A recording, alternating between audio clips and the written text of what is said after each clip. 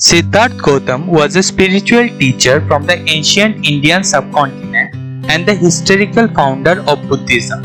He was universally recognized by the Buddhists as the supreme Buddha of our age. The time of his birth and death are uncertain. Most modern historians date his lifetime from 563 BCE to 483 BC, though some have suggested a date about a century later than this.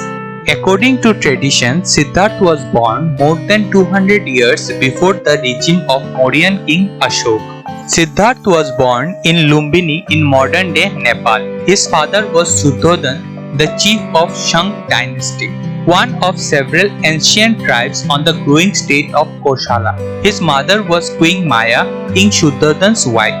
The day of Buddha's birth is widely celebrated in Buddhist country as Vesak Day.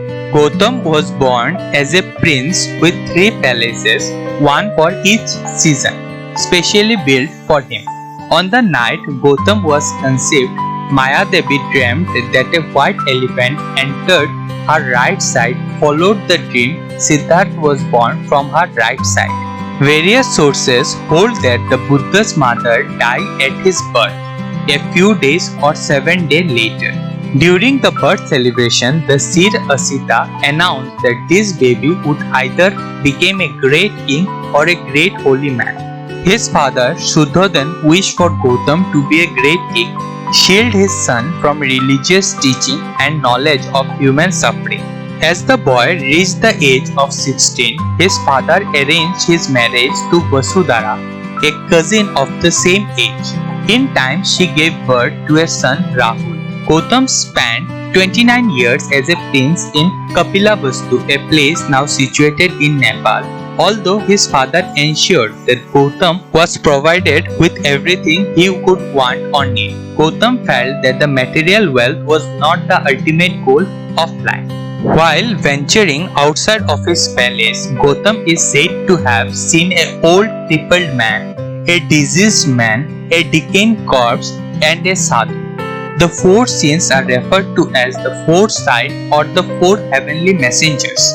Deeply depressed by this sight, he sought to overcome old age, illness, and death by living the life of a sadhu.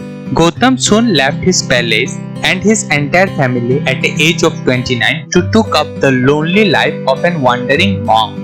He is then said to have dedicated his life to learning how to overcome suffering. He meditated with 2 hermits, and although he achieved high level of meditative consciousness, he was still not satisfied with this path. He then headed to Magad and began his training as a sannyasi life and practicing vigorous techniques of physical and mental austerity.